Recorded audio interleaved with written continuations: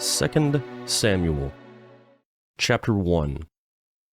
After the death of Saul, when David had returned from the slaughter of the Amalekites, and David had stayed 2 days in Ziklag, on the third day, behold, a man came out of the camp from Saul, with his clothes torn and earth on his head.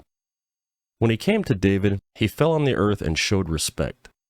David said to him, "Where do you come from?" He said to him, "I have escaped out of the camp of Israel." David said to him, "How did it go? Please tell me." He answered, "The people have fled from the battle, and many of the people also have fallen and are dead. Saul and Jonathan his son are dead also." David said to the young man who told him, "How do you know that Saul and Jonathan his son are dead?" The young man who told him said, "As I happened by chance on Mount Gilboa, behold, Saul was leaning on his spear, and behold, the chariots and the horsemen followed close behind him. When he looked behind him, he saw me and called to me. I answered him, 'Here I am.' He said to me, 'Who are you?' I answered him, 'I am an Amalekite.' He said to me, 'Please stand beside me and kill me, for anguish has taken hold of me because my life lingers in me.' So I stood behind him and killed him, because I was sure that he could not live after he had fallen. I took the crown that was on his head and the bracelet that was on his arm, and have brought them here to my lord." Then David took hold of his clothes and tore them, and all the men who were with him did likewise. They mourned, wept, and fasted until evening for Saul and for Jonathan his son, and for the people of Yahweh, and for the house of Israel, because they had fallen by the sword. David said to the young man who told him, "Where are you from?" He answered, "I am the son of a foreigner, an Amalekite." David said to him, "Why were you not afraid to stretch out your hand to destroy Yahweh's anointed?" David called one of the young men and said, "Go near and cut him down." He struck him so that he died. David said to him, "Your blood will be on your head, for your mouth has testified against you, saying, 'I have slain Yahweh's anointed.'" David lamented with his lamentation over Saul and over Jonathan his son, and he commanded them to teach the children of Judah the song of the bow. Behold, it is written in the book of Jashar. "Your glory, Israel, was slain on your high places. How the mighty have fallen. Don't tell it in Gath. Don't publish it in the streets of Ashkelon, lest the daughters of the Philistines rejoice, lest the daughters of the uncircumcised triumph. You mountains of Gilboa, let there be no dew or rain on you, and no fields of offering. For there the shield of the mighty was defiled and cast away. The shield of Saul was not anointed with oil. From the blood of the slain, from the fat of the mighty, Jonathan's bow didn't turn back. Saul's sword didn't return empty. Saul and Jonathan were lovely and pleasant in their lives. In their death, they were not divided. They were swifter than eagles. They were stronger than lions. You daughters of Israel, weep over Saul, who clothed you delicately in scarlet, who put ornaments of gold on your clothing. How the mighty have fallen in the middle of the battle. Jonathan was slain on your high places. I am distressed for you, my brother Jonathan. You have been very pleasant to me. Your love to me was wonderful, surpassing the love of women. How the mighty have fallen, and the weapons of war have perished." 2 Samuel, chapter 2. After this, David inquired of Yahweh, saying, "Shall I go up into any of the cities of Judah?" Yahweh said to him, "Go up." David said, "Where shall I go?" He said, "To Hebron." So David went up there with his 2 wives, Ahinoam, the Jezreelitess, and Abigail, the wife of Nabal, the Carmelite. David brought up his men who were with him, every man with his household. They lived in the cities of Hebron. The men of Judah came, and there they anointed David king over the house of Judah. They told David, "The men of Jabesh Gilead were those who buried Saul." David sent messengers to the men of Jabesh Gilead, and said to them, "Blessed are you by Yahweh, that you have shown kindness to your lord, even to Saul, and have buried him. Now may Yahweh show loving kindness and truth to you. I also will reward you for your kindness, because you have done this thing. Now therefore let your hands be strong and valiant, for Saul your Lord is dead, and also the house of Judah have anointed me king over them. Now Abner, the son of Ner, captain of Saul's army, had taken Ishbosheth, the son of Saul, and brought him over to Mahanaim. He made him king over Gilead, over the Asherites, over Jezreel, over Ephraim, over Benjamin, and over all Israel.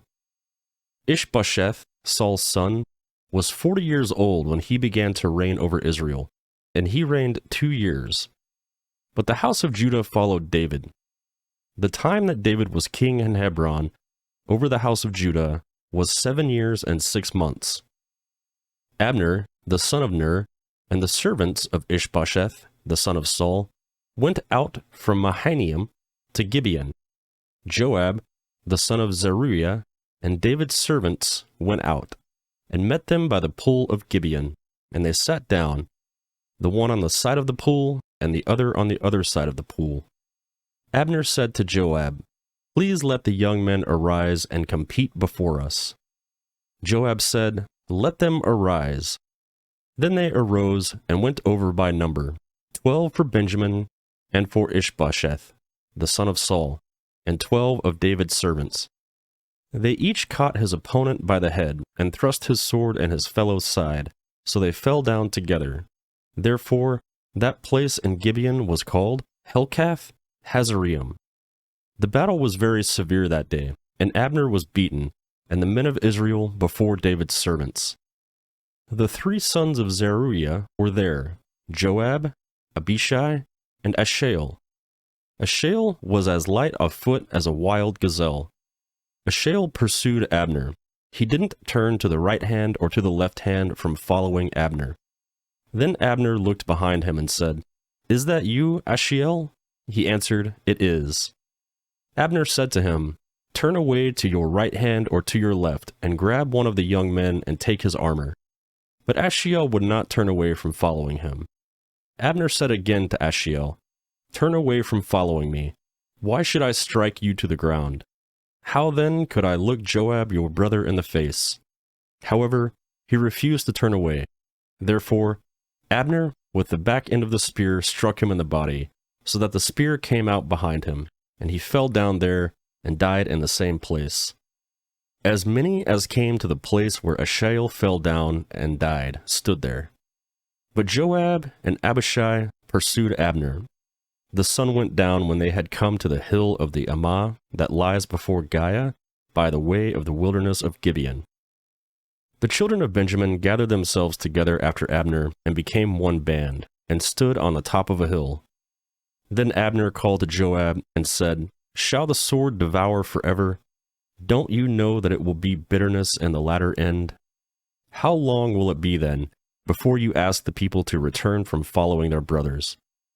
Joab said, "As God lives, if you had not spoken, surely then in the morning the people would have gone away, and not each followed his brother."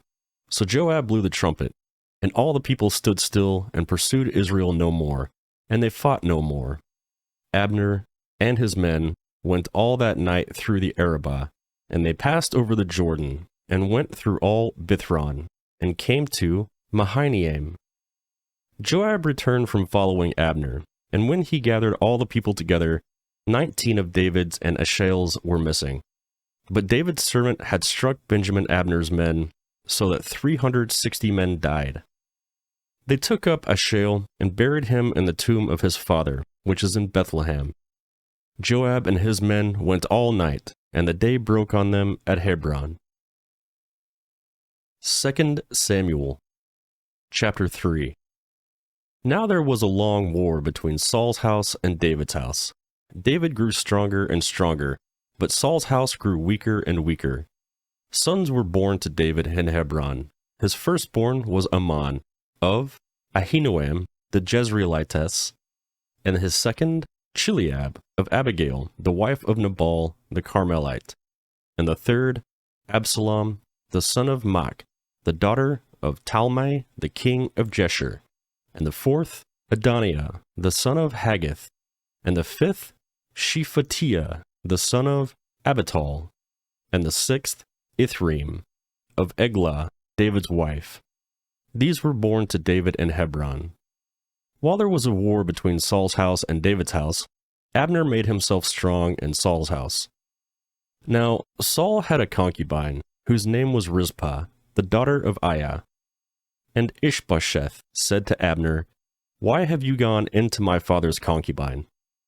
Then Abner was very angry about Ishbosheth's words, and said, "Am I a dog's head that belongs to Judah?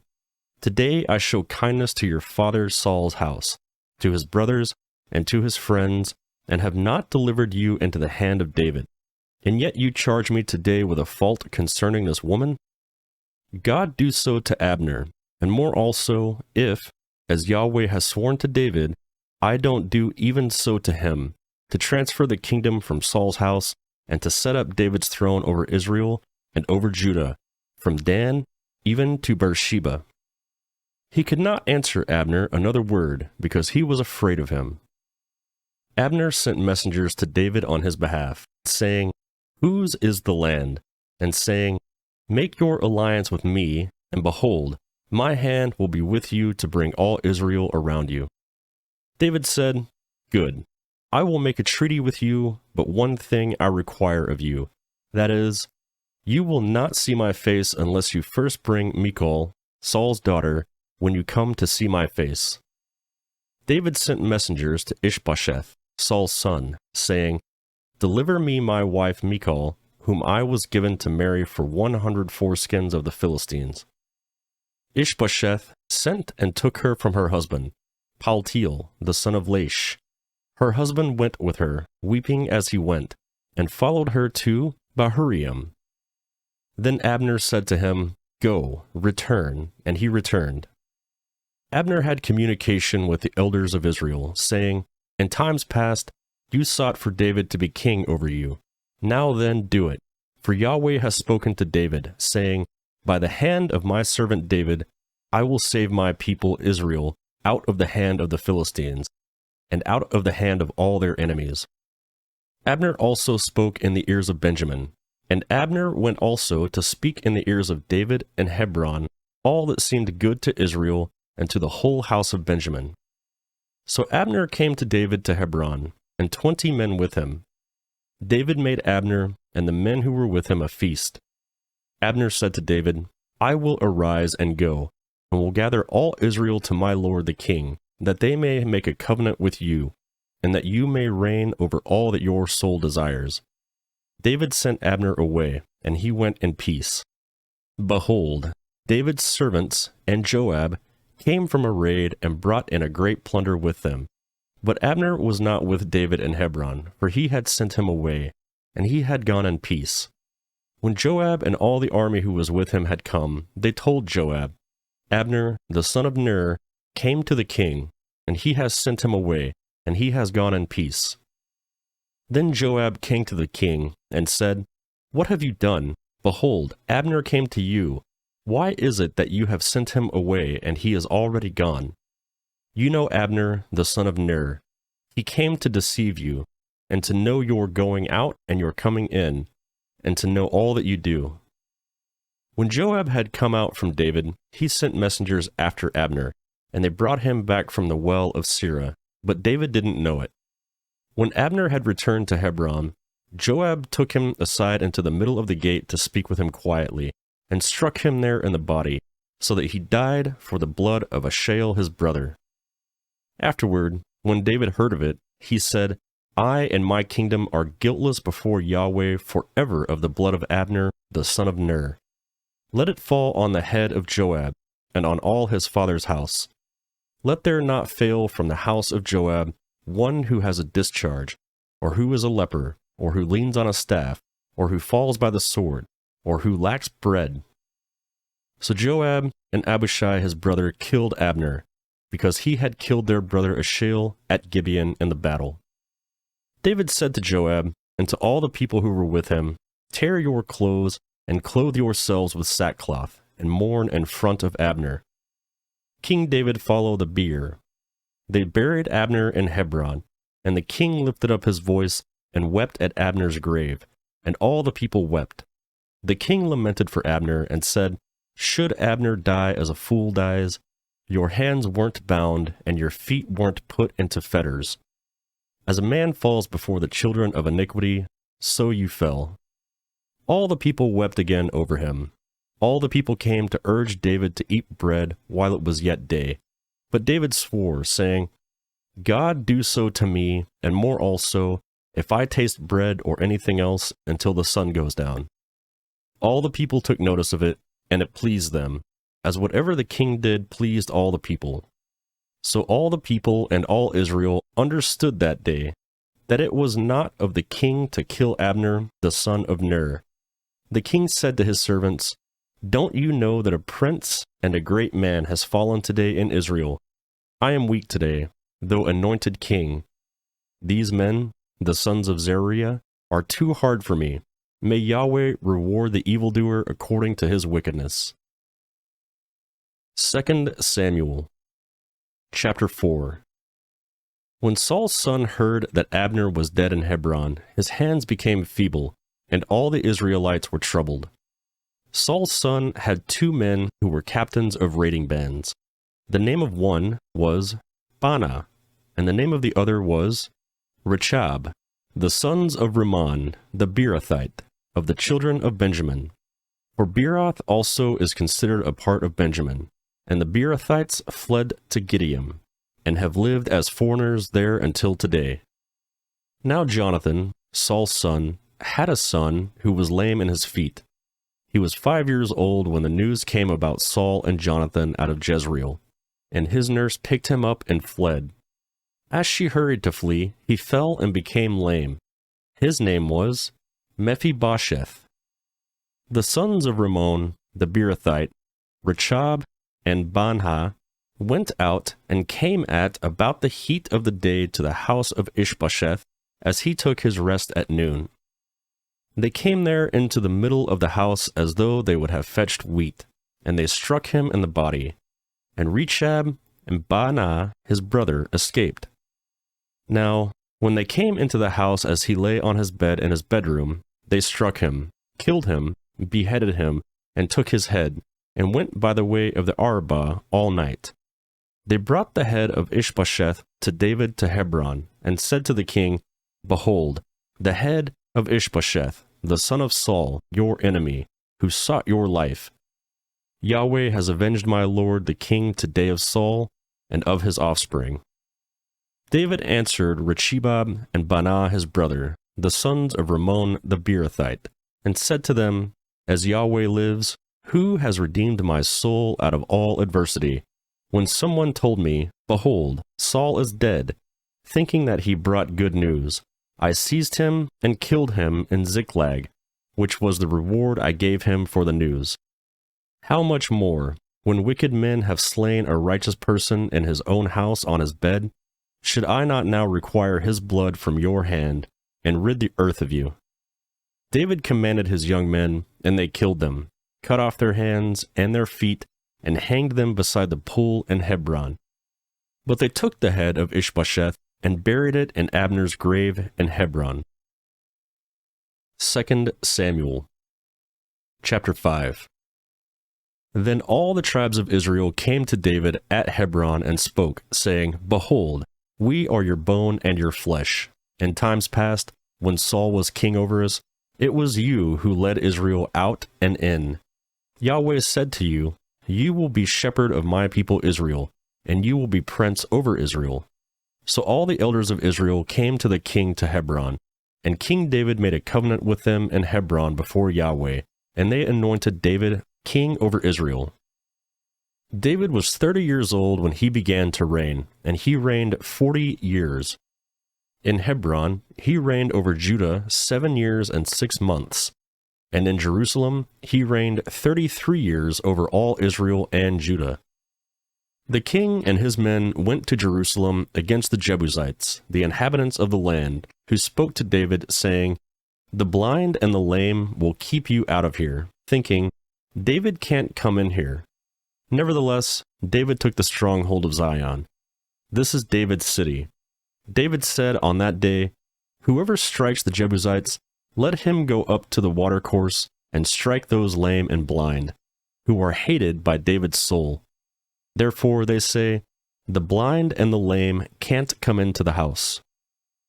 David lived in the stronghold and called it David's city. David built around from Milo and inward.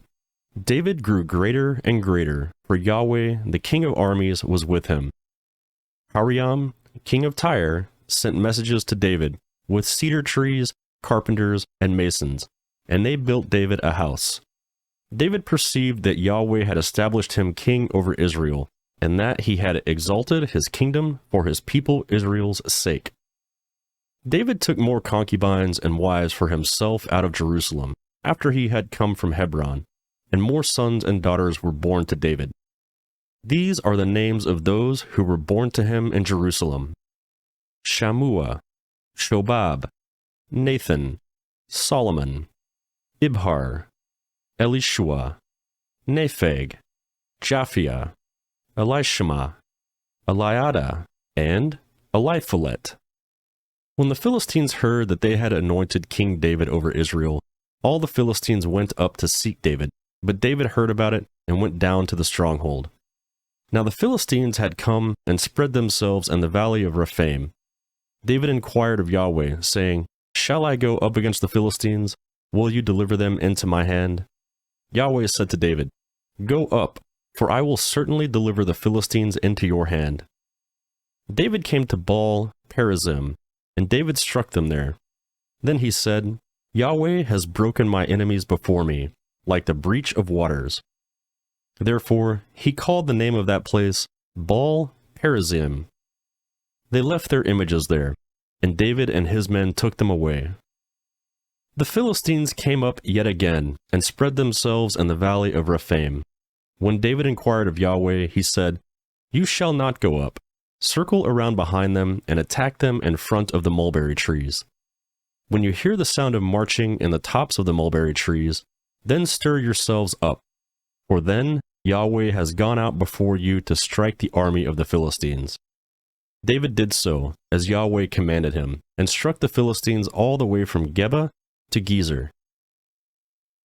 2 Samuel chapter 6. David again gathered all the chosen men of Israel, 30,000. David arose and went with all the people who were with him from Baal Judah, to bring up from there God's ark, which is called by the name, even the name of Yahweh of armies, who sits above the cherubim. They set God's ark on a new cart, and brought it out of Abinadab's house that was on the hill, and Uzzah and Ahio, the sons of Abinadab, drove the new cart. They brought it out of Abinadab's house, which was in the hill, with God's ark, and Ahio went before the ark. David and all the house of Israel played before Yahweh with all kinds of instruments made of cypress wood, with harps, with stringed instruments, with tambourines, with castanets, and with cymbals. When they came to the threshing floor of Nakan, Uzzah reached for God's ark and took hold of it, for the cattle stumbled. Yahweh's anger burned against Uzzah, and God struck him there for his error, and he died there by God's ark. David was displeased because Yahweh had broken out against Uzzah, and he called that place Perez Uzzah to this day. David was afraid of Yahweh that day, and he said, "How could Yahweh's ark come to me?"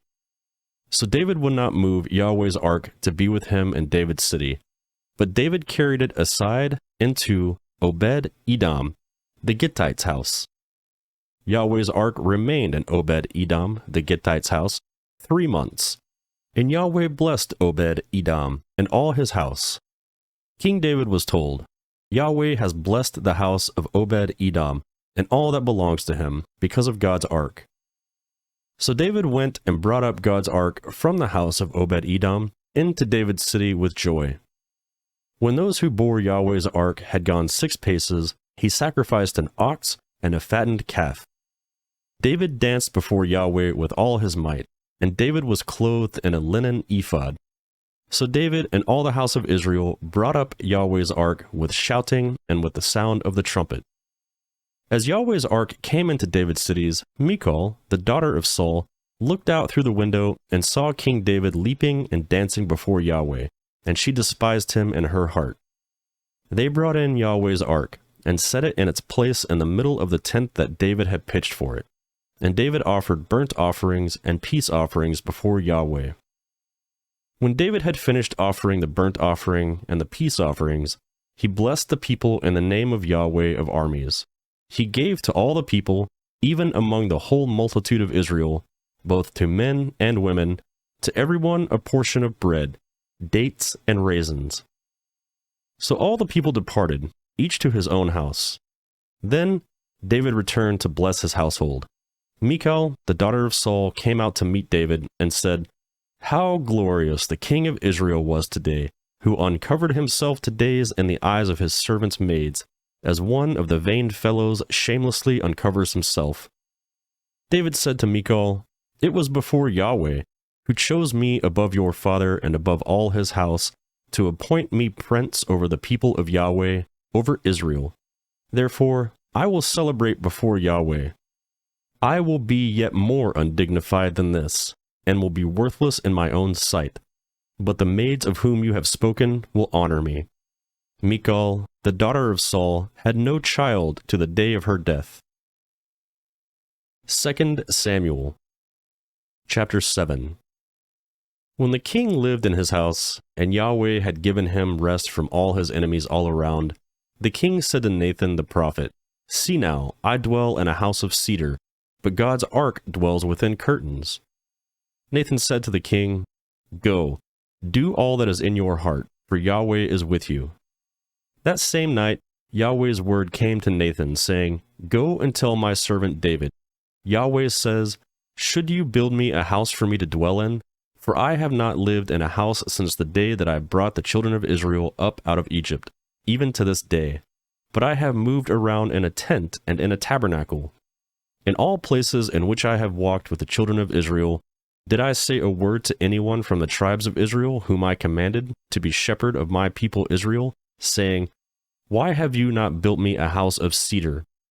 Now therefore, tell my servant David this, Yahweh of armies says, I took you from the sheep pen, from following the sheep, to be prince over my people, over Israel.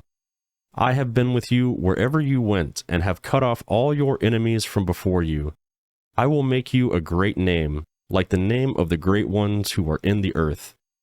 I will appoint a place for my people Israel, and will plant them, that they may dwell in their own place, and be moved no more.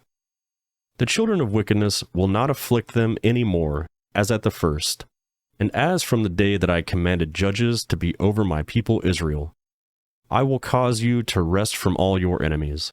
Moreover, Yahweh tells you that Yahweh will make you a house. When your days are fulfilled, and you sleep with your fathers, I will set up your offspring after you, who will proceed out of your body, and I will establish his kingdom. He will build a house for my name, and I will establish the throne of his kingdom forever. I will be his father, and he will be my son. If he commits iniquity, I will chasten him with the rod of men, and with the stripes of the children of men. But my loving kindness will not depart from him, as I took it from Saul, whom I put away before you. Your house and your kingdom will be made sure forever. Your throne will be established forever. Nathan spoke to David all these words, and according to all this vision. Then David the king went in and sat before Yahweh, and he said, Who am I, Lord Yahweh, and what is my house, that you have brought me this far? This was yet a small thing in your eyes, Lord Yahweh, but you have spoken also of your servant's house for a great while to come, and this among men, Lord Yahweh. What more can David say to you? For you know your servant, Lord Yahweh. For your word's sake, and according to your own heart, you have worked all this greatness, to make your servant know it. Therefore you are great, Yahweh God. For there is no one like you, neither is there any God besides you, according to all that we have heard with our ears. What one nation in earth is like your people, even like Israel, whom God went to redeem to himself for a people, and to make himself a name, and to do great things for you, and awesome things for your land, before your people, whom you redeemed to yourself out of Egypt, from the nations and their gods. You established yourself, your people Israel, to be your people forever, and you, Yahweh, became their God. Now, Yahweh God, the words that you have spoken concerning your servant and concerning his house, confirm it forever, and do as you have spoken. Let your name be magnified forever, saying, Yahweh of armies is God over Israel, and the house of your servant David will be established before you. For you, Yahweh of armies, the God of Israel, have revealed to your servant, saying, I will build you a house. Therefore, your servant has found in his heart to pray this prayer to you. Now, O Lord Yahweh, you are God, and your words are truth, and you have promised this good thing to your servant. Now, therefore, let it please you to bless the house of your servant, that it may continue forever before you. For you, Lord Yahweh, have spoken it. Let the house of your servant be blessed forever with your blessing. 2 Samuel chapter 8. After this, David struck the Philistines and subdued them. And David took the bridle of the mother city out of the hand of the Philistines. He defeated Moab, and measured them with the line, making them to lie down on the ground. And he measured 2 lines to put to death, and 1 full line to keep alive. The Moabites became servants to David, and brought tribute. David also struck Hadadezer, the son of Rehob, king of Zobah, as he went to recover his dominion at the river. David took from him 1,700 horsemen and 20,000 footmen. David hamstrung the chariot horses, but reserved enough of them for 100 chariots. When the Syrians of Damascus came to help Hadadezer, king of Zobah, David struck 22,000 men of the Syrians. Then David put garrisons in Syria of Damascus, and the Syrians became servants to David, and brought tribute. Yahweh gave victory to David wherever he went. David took the shields of gold that were on the servants of Hadadezer, and brought them to Jerusalem, from Betah and from Berothai, cities of Hadadezer. King David took a great quantity of bronze.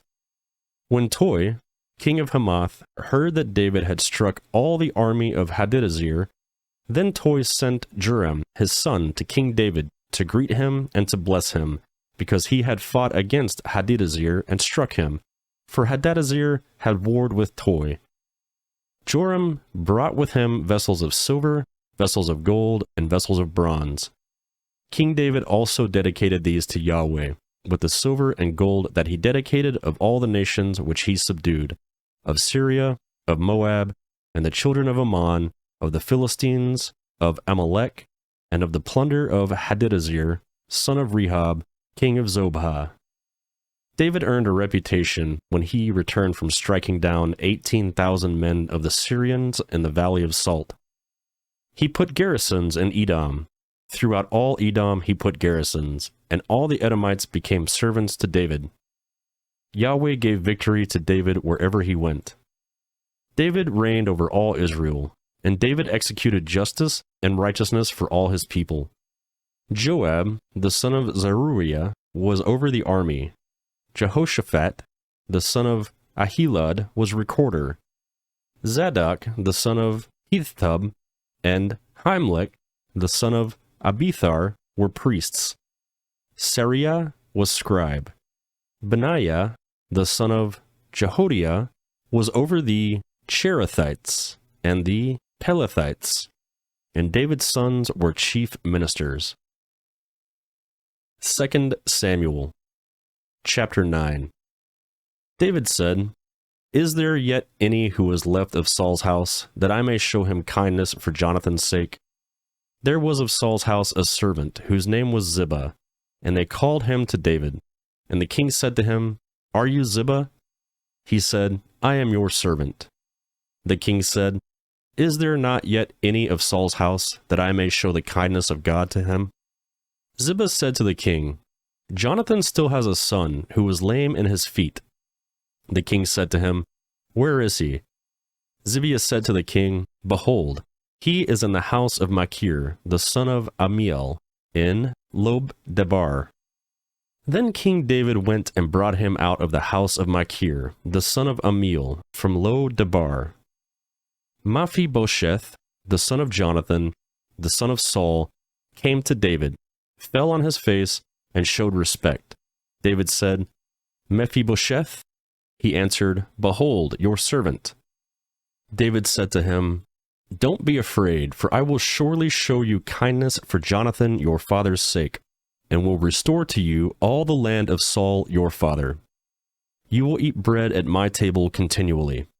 He bowed down and said, "What is your servant, that you should look at such a dead dog as I am?" Then the king called to Ziba, Saul's servant, and said to him, "All that belonged to Saul and to all his house I have given to your master's son. Till the land for him, you, your sons, and your servants. Bring in the harvest, that your master's son may have bread to eat. But Mephibosheth, your master's son, will always eat bread at my table." Now Ziba had 15 sons and 20 servants. Then Ziba said to the king, "According to all that my lord the king commands his servant, so your servant shall do." So Mephibosheth ate at the king's table like one of the king's sons. Mephibosheth had a young son, whose name was Micah. All who lived in Ziba's house were servants to Mephibosheth. So Mephibosheth lived in Jerusalem, where he ate continually at the king's table. He was lame in both his feet. 2 Samuel chapter 10. After this, the king of the children of Ammon died, and Hanun his son reigned in his place. David said, "I will show kindness to Hanun the son of Nahash, as his father showed kindness to me." So David sent by his servants to comfort him concerning his father. David's servants came into the land of the children of Ammon. But the princes of the children of Ammon said to Hanun their lord, "Do you think that David honors your father, and that he has sent comforters to you? Hasn't David sent his servants to you to search the city out, to spy it out, and to overthrow it?" So Hanun took David's servants, shaved off one half of their beards, and cut their garments in the middle, even to their buttocks, and sent them away. When they told David this, he sent to meet them, for the men were greatly ashamed. The king said, "Wait at Jericho until your beards have grown, and then return." When the children of Ammon saw that they had become odious to David, the children of Ammon sent and hired the Syrians of Beth-rehob and the Syrians of Zobah, 20,000 footmen, and the king of Maacah with 1,000 men, and the men of Tob, 12,000 men. When David heard of it, he sent Joab and all the army of the mighty men. The children of Ammon came out and put the battle in array at the entrance of the gate. The Syrians of Zobah and Rehob and the men of Tob and Maacah were by themselves in the field. Now, when Joab saw that the battle was set against him before and behind, he chose of all the choice men of Israel and put them in array against the Syrians. The rest of the people he committed into the hand of Abishai, his brother, and he put them in array against the children of Ammon. He said, "If the Syrians are too strong for me, then you shall help me. But if the children of Ammon are too strong for you, then I will come and help you. Be courageous, and let's be strong for our people and for the cities of our God, and may Yahweh do what seems good to him." So Joab and the people who were with him came near to the battle against the Syrians, and they fled before him. When the children of Ammon saw that the Syrians had fled, they likewise fled before Abishai, and entered into the city. Then Joab returned from the children of Ammon, and came to Jerusalem. When the Syrians saw that they were defeated by Israel, they gathered themselves together. Hadadezer sent and brought out the Syrians who were beyond the river, and they came to Helam, with Shobach, the captain of the army, with Hadadezer at their head. David was told that, and he gathered all Israel together, passed over the Jordan, and came to Helam. The Syrians set themselves in array against David and fought with him. The Syrians fled before Israel, and David killed 700 charioteers of the Syrians and 40,000 horsemen, and struck Shobach, the captain of their army, so that he died there. When all the kings who were servants to Hadadezer saw that they were defeated before Israel, they made peace with Israel and served them. So the Syrians were afraid to help the children of Ammon any more. 2 Samuel chapter 11. At the return of the year, at the time when kings go out, David sent Joab and his servants with him and all Israel, and they destroyed the children of Ammon and besieged Rabbah. But David stayed at Jerusalem. At evening, David arose from his bed and walked on the roof of the king's house. From the roof, he saw a woman bathing, and the woman was very beautiful to look at. David sent and inquired after the woman. One said, "Isn't that Bathsheba, the daughter of Eliam, Uriah the Hittite's wife?" David sent messengers and took her, and she came in to him, and later he lay with her, for she was purified from her uncleanliness, and she returned to her house. The woman conceived, and she sent and told David, and said, "I am with child." David sent to Joab, "Send me Uriah the Hittite." Joab sent Uriah to David. When Uriah had come to him, David asked him how Joab did, and how the people fared, and how the war prospered. David said to Uriah, "Go down to your house and wash your feet." Uriah departed out of the king's house, and a gift from the king was sent after him. But Uriah slept at the door of the king's house with all the servants of his lord, and didn't go down to his house. When they had told David, saying, "Uriah didn't go down to his house," David said to Uriah, "Haven't you come from a journey? Why didn't you go down to your house?" Uriah said to David, "The ark, Israel, and Judah are staying in tents, and my lord Joab and the servants of my lord are encamped in the open field. Shall I then go to my house to eat and drink, and to lie with my wife? As you live, as your soul lives, I will not do this thing." David sent to Uriah, "Stay here today also, and tomorrow I will let you depart." So Uriah stayed in Jerusalem that day and the next day. When David had called him, he ate and drank before him, and he made him drunk.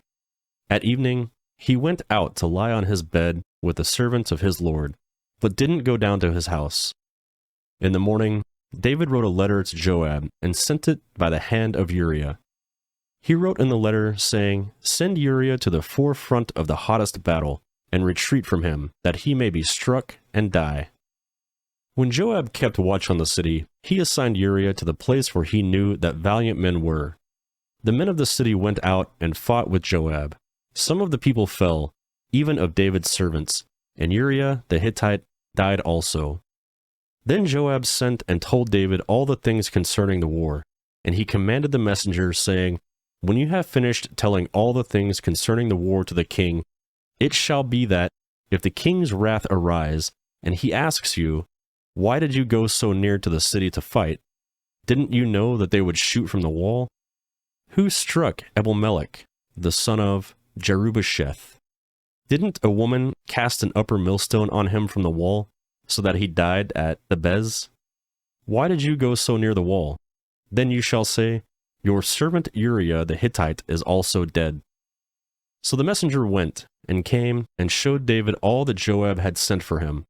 The messenger said to David, "The men prevailed against us, and came out to us in the field, and we were on them even to the entrance of the gate. The shooters shot at your servants from off the wall, and some of the king's servants are dead, and your servant Uriah the Hittite is also dead." Then David said to the messenger, "Tell Joab, don't let this thing displease you, for the sword devours one as well as another. Make your battle stronger against the city and overthrow it. Encourage him." When Uriah's wife heard that Uriah her husband was dead, she mourned for her husband. When the mourning was past, David sent and took her home to his house, and she became his wife and bore him a son. But the thing that David had done displeased Yahweh. 2 Samuel chapter 12. Yahweh sent Nathan to David. He came to him and said to him, "There were 2 men in one city, the one rich and the other poor.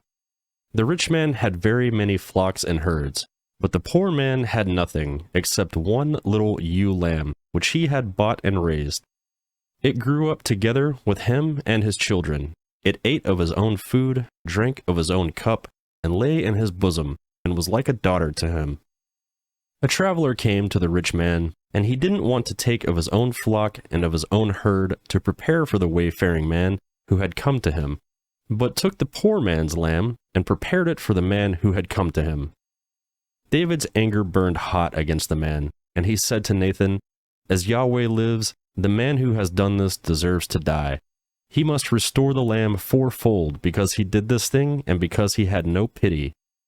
Nathan said to David, "You are the man. This is what Yahweh, the God of Israel, says.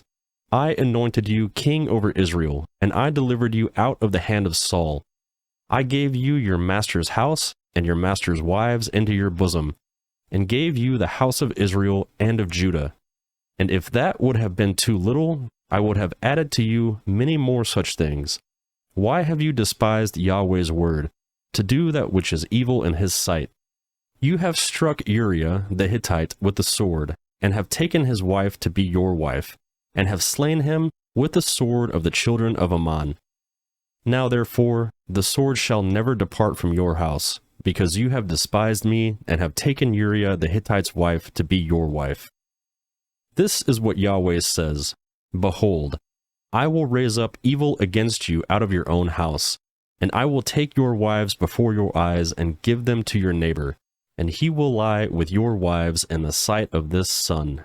For you did this secretly, but I will do this thing before all Israel, and before the sun. David said to Nathan, I have sinned against Yahweh. Nathan said to David, Yahweh has also put away your sin. You will not die. However, because by this deed you have given great occasion to Yahweh's enemies to blaspheme, the child also who is born to you will surely die. Then Nathan departed to his house. Yahweh struck the child that Uriah's wife bore to David, and he got very sick. David therefore begged God for the child, and David fasted, and went in and lay all night on the ground. The elders of his house arose beside him to raise him up from the earth, but he would not, and he didn't eat bread with them. On the seventh day the child died. David's servants were afraid to tell him that the child was dead, for they said, Behold, while the child was yet alive, we spoke to him, and he didn't listen to our voice. How will he then harm himself if we tell him that the child is dead? But when David saw that his servants were whispering together, David perceived that the child was dead. And David said to his servants, Is the child dead? They said, He is dead. Then David arose from the earth, and washed and anointed himself, and changed his clothing, and he came into Yahweh's house and worshipped. Then he came into his own house, and when he requested, they set bread before him, and he ate. Then his servants said to him, What is it that you have done? You fasted and wept for the child while he was alive, but when the child was dead, you rose up and ate bread. He said, While the child was yet alive, I fasted and wept, for I said, Who knows whether Yahweh will not be gracious to me, that the child may live? But now he is dead, but why should I fast? Can I bring him back again? I will go to him, but he will not return to me. David comforted Bathsheba his wife, and went in to her and lay with her. She bore a son, and he called his name Solomon.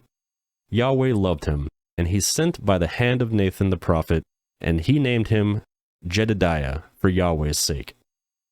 Now Joab fought against Rabbah of the children of Ammon, and took the royal city. Joab sent messengers to David, and said, I have fought against Rabbah. Yes, I have taken the city of waters.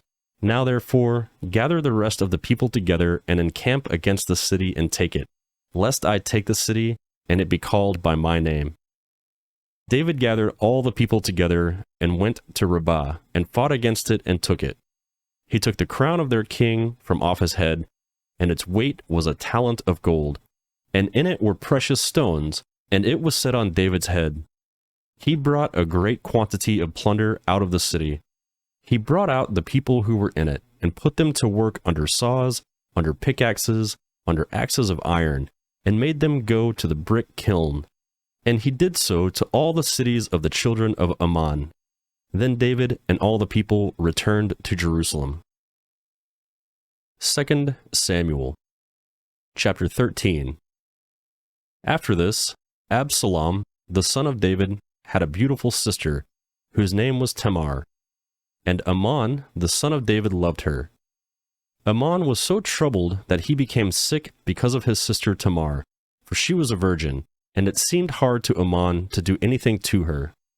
But Ammon had a friend whose name was Jonadab, the son of Shimeah, David's brother, and Jonadab was a very subtle man. He said to him, "Why, son of the king, are you so sad from day to day? Won't you tell me?" Ammon said to him, "I love Tamar, my brother Absalom's sister." Jonadab said to him, "Lay down on your bed and pretend to be sick. When your father comes to see you, tell him, 'Please let my sister Tamar come and give me bread to eat, and prepare the food in my sight, that I may see it and eat it from her hand.'" So Ammon lay down and faked being sick.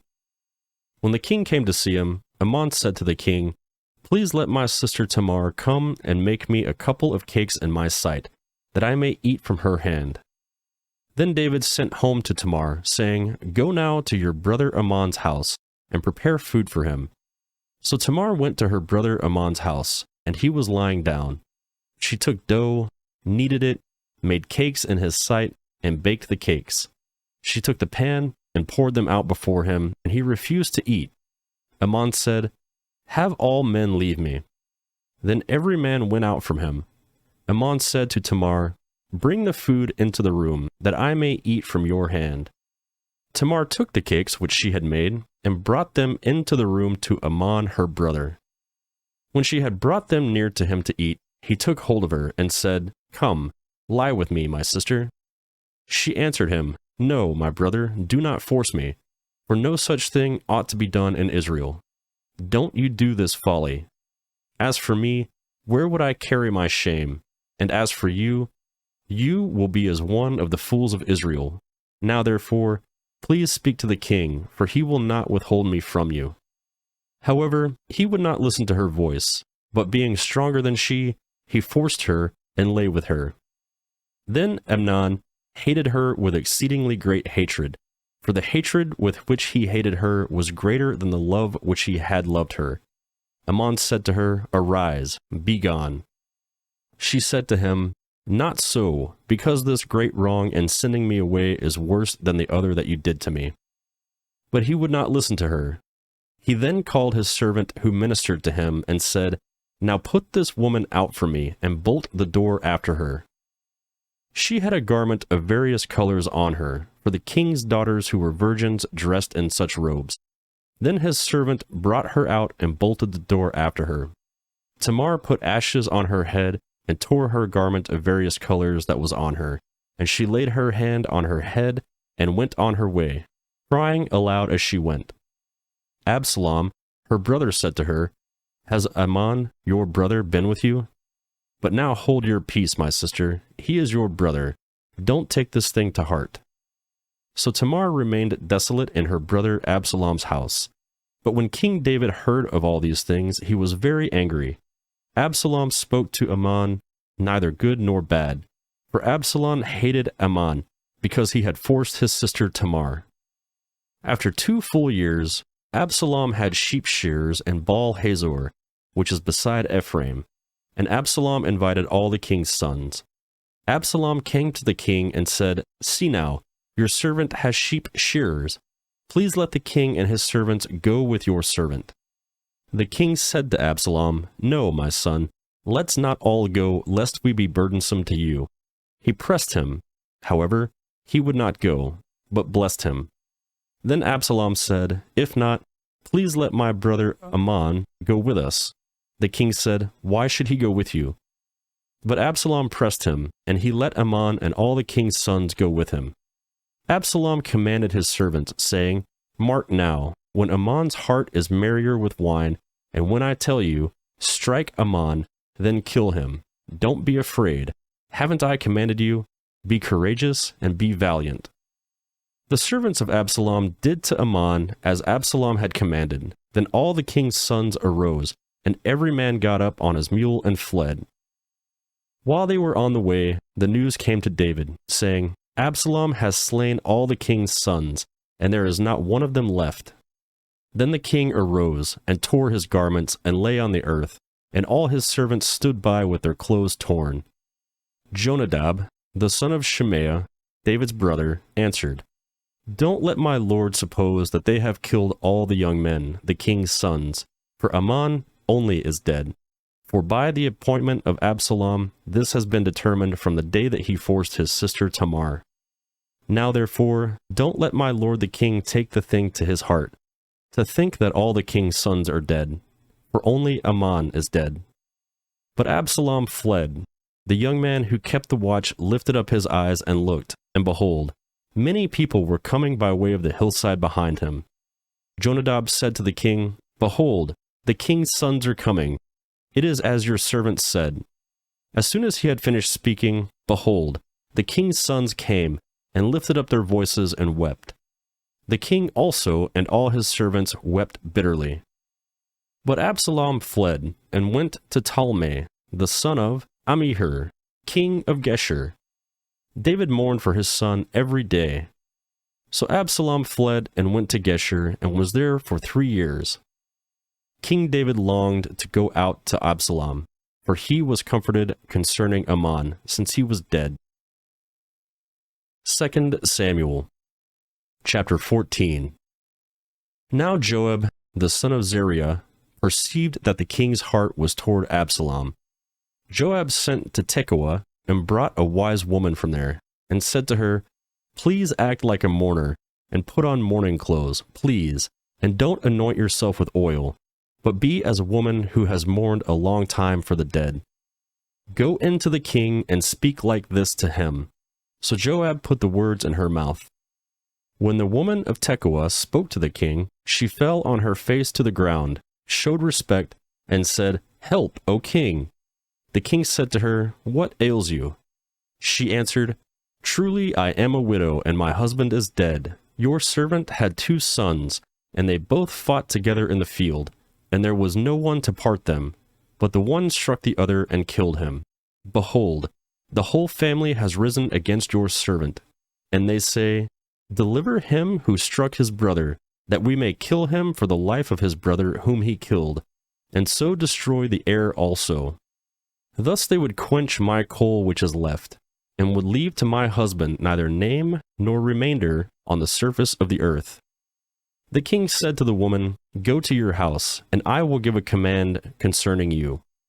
The woman of Tekoa said to the king, My lord, O king, may the iniquity be on me, and on my father's house, and may the king and his throne be guiltless.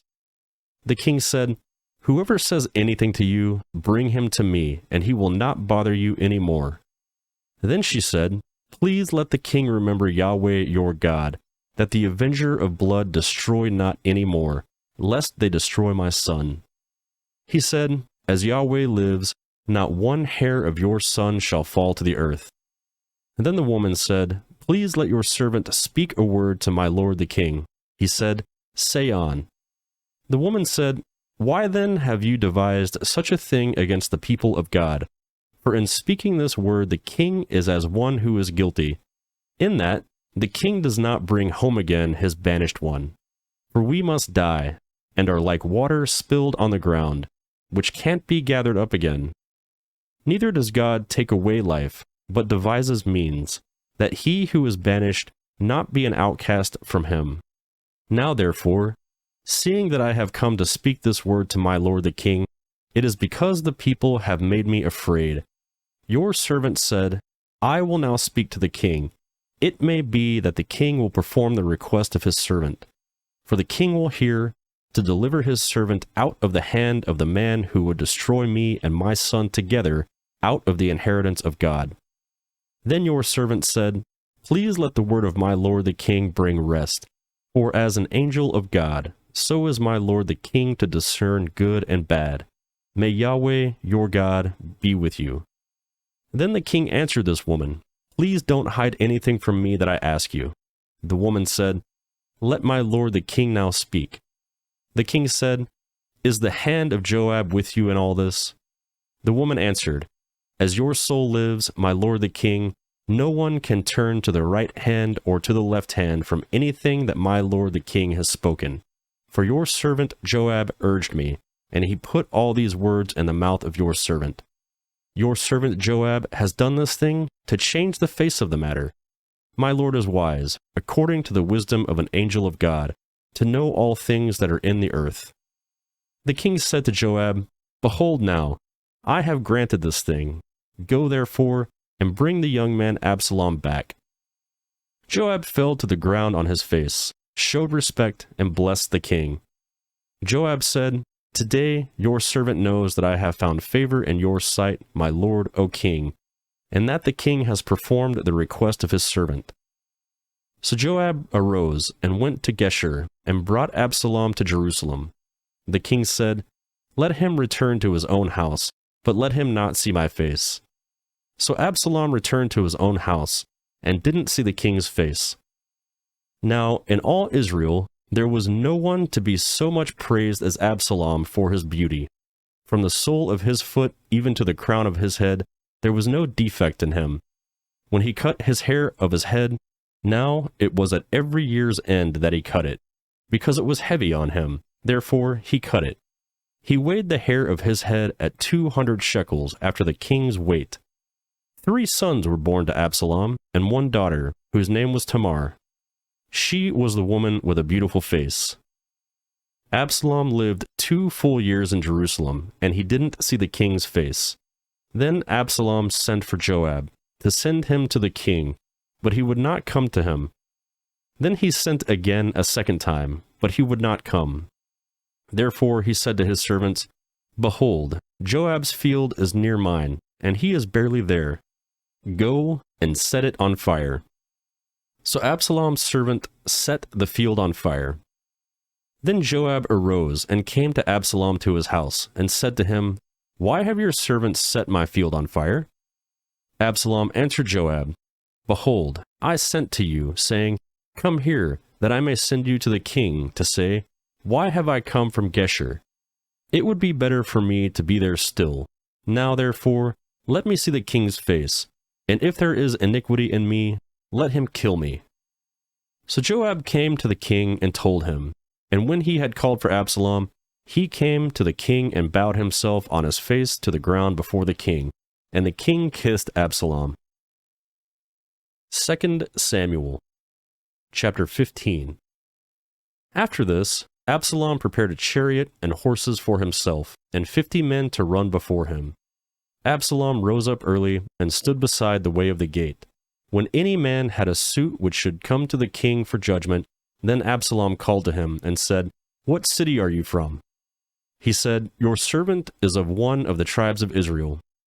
Absalom said to him, "Behold, your matters are good and right, but there is no man deputized by the king to hear you." Absalom said moreover, "Oh, that I made judge in the land, that every man who has any suit or cause might come to me, and I would do him justice." It was so, that when any man came near to bow down to him, he stretched out his hand, took hold of him, and kissed him. Absalom did this sort of thing to all Israel who came to the king for judgment. So Absalom stole the hearts of the men of Israel. At the end of 40 years, Absalom said to the king, "Please let me go and pay my vow, which I have vowed to Yahweh in Hebron. For your servant vowed a vow while I was staying at Geshur in Syria, saying, 'If Yahweh shall indeed bring me again to Jerusalem, then I will serve Yahweh.'" The king said to him, "Go in peace." So he arose and went to Hebron. But Absalom sent spies throughout all the tribes of Israel, saying, "As soon as you hear the sound of the trumpet, then you shall say, Absalom is king in Hebron." 200 men went with Absalom out of Jerusalem, who were invited, and went in their simplicity, and they didn't know anything. Absalom sent for Ahithophel of Gilonite, David's counselor, from his city, even from Giloah, while he was offering the sacrifices. The conspiracy was strong, for the people increased continually with Absalom. A messenger came to David, saying, "The hearts of the men of Israel are after Absalom." David said to all his servants who were with him at Jerusalem, "Arise, let's flee, or else none of us will escape from Absalom. Hurry to depart, lest he overtake us quickly and bring down evil on us, and strike the city with the edge of the sword." The king's servant said to the king, "Behold, your servants are ready to do whatever my lord the king chooses." The king went out, and all his household after him. The king left 10 women who were concubines to keep the house. The king went out, and all the people after him, and they stayed in Beth Merak. All his servants passed on beside him, and all the Cherethites, and all the Pelethites, and all the Gittites, 600 men who came after him from Gath, passed on before the king. The king said to Ittai, the Gittite, "Why do you also go with us? Return and stay with the king, for you are a foreigner and also an exile. Return to your own place. Whereas you came but yesterday, I should today make you go up and down with us, since I go where I may. Return and take back your brothers. Mercy and truth be with you." Ittai answered the king and said, "As Yahweh lives, and as my lord the king lives, surely in what place my lord the king is, whether for death or for life, your servant will be there also." David said to Ittai, "Go and pass over." Ittai the Gittite passed over, and all his men, and all the little ones who were with him. All the country wept with a loud voice, and all the people passed over. The king also himself passed over the brook Kidron, and all the people passed over toward the way of the wilderness. Behold, Zadok also came, and all the Levites with him, bearing the ark of the covenant of God, and they set down God's ark. And Abiathar went up until all the people finished passing out of the city.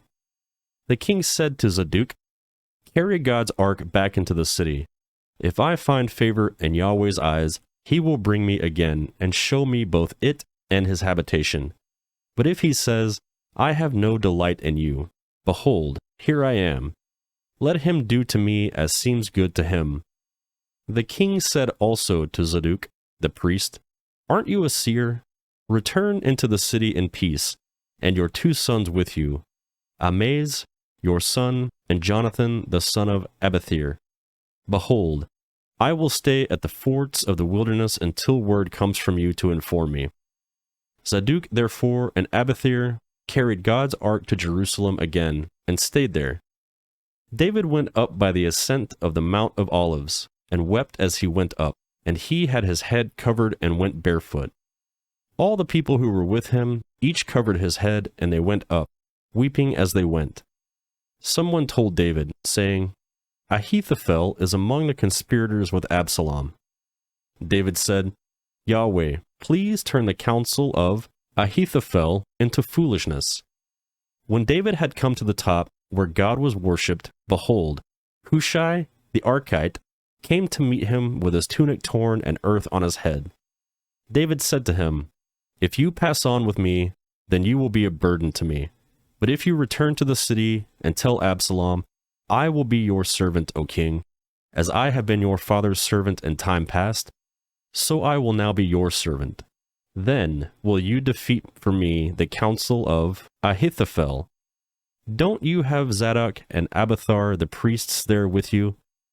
Therefore, whatever you hear out of the king's house, tell it to Zadok and Abiathar the priests. Behold, they have there with them 2 sons, Ahimaaz, Zadok's son, and Jonathan, Abiathar's son. Send to me everything that you shall hear by them." So Hushai, David's friend, came into the city, and Absalom came into Jerusalem. 2 Samuel, chapter 16. When David was a little past the top, behold, Ziba, the servant of Mephibosheth, met him with a couple of donkeys, saddled, and on them 200 loaves of bread, and 100 clusters of raisins, and 100 summer fruits, and a container of wine. The king said to Ziba, "What do you mean by these?" Ziba said, "The donkeys are for the king's household to ride on, and the bread and summer fruit for the young men to eat, and the wine, that those who are faint in the wilderness may drink." The king said, "Where is your master's son?" Ziba said to the king, "Behold, he is staying in Jerusalem, for he said, 'Today the house of Israel will restore me the kingdom of my father.'" Then the king said to Ziba, "Behold, all that belongs to Mephibosheth is yours." Ziba said, "I bow down. Let me find favor in your sight, my lord, O king." When King David came to Bahurim, behold, a man of the family of Saul's house came out, whose name is Shimei, the son of Gera. He came out and cursed as he came. He cast stones at David and at all the servants of King David, and all the people and all the mighty men who were on his right hand and on his left. Shimei said when he cursed, Be gone, you man of blood, you wicked fellow. Yahweh has returned on you all the blood of Saul's house, in whose place you have reigned. Yahweh has delivered the kingdom into the hand of Absalom, your son. Behold, you are caught by your own mischief, because you are a man of blood." Then Abishai, the son of Zeruiah, said to the king, "Why should this dead dog curse my lord the king? Please let me go over and take off his head." The king said, "What have I to do with you, you sons of Zeruiah?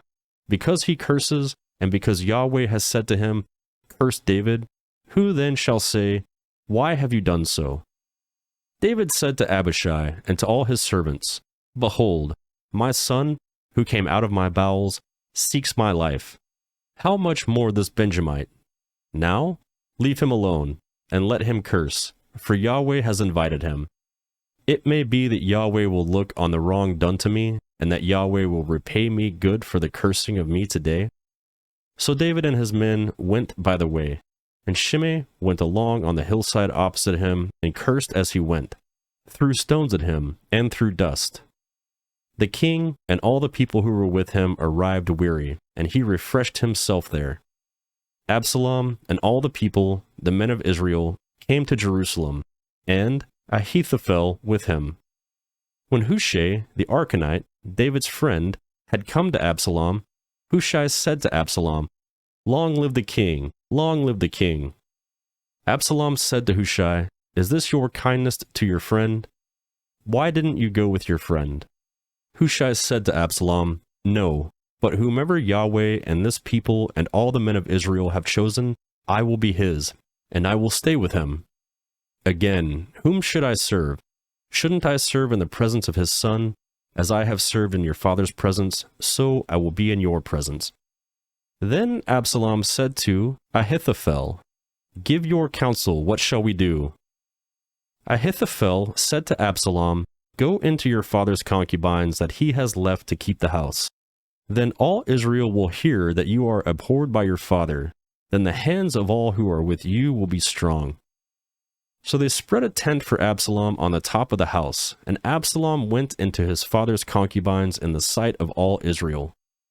The counsel of Ahithophel, which he gave in those days, was as if a man inquired at the inner sanctuary of God. All the counsel of Ahithophel was like this both with David and with Absalom. 2 Samuel, chapter 17. Moreover, Ahithophel said to Absalom, "Let me now choose 12,000 men, and I will arise and pursue after David tonight. I will come on him while he is weary and exhausted, and will make him afraid. All the people who are with him will flee. I will strike the king only, and I will bring back all the people to you, the men whom you seek, as if all returned. All the people shall be in peace." The saying pleased Absalom well, and all the elders of Israel. Then Absalom said, "Now call Hushai the Archite also, and let's hear likewise what he says." When Hushai had come to Absalom, Absalom spoke to him, saying, "Ahithophel has spoken like this. Shall we do what he says? If not, speak up." Hushai said to Absalom, "The counsel that Ahithophel has given this time is not good." Hushai said, moreover, "You know your father and his men, that they are mighty men, and they are fierce in their minds, like a bear robbed of her cubs in the field. Your father is a man of war, and will lodge with the people. Behold, he is now hidden in some pit or in some other place. It will happen, when some of them have fallen at the first, that whoever hears it will say, there is a slaughter among the people who follow Absalom. Even he who is valiant, whose heart is as the heart of the lion, will utterly melt. For all Israel knows that your father is a mighty man, and those who were with him are valiant men. But if I counsel that all Israel be gathered together to you, from Dan even to Beersheba, as the sand that is by the sea for multitude, and that you go to battle with your own person. So we will come on him in some place where he will be found, and we will light on him as the dews fall on the ground. Then we will not leave so much as one of him, and of all the men who are with him.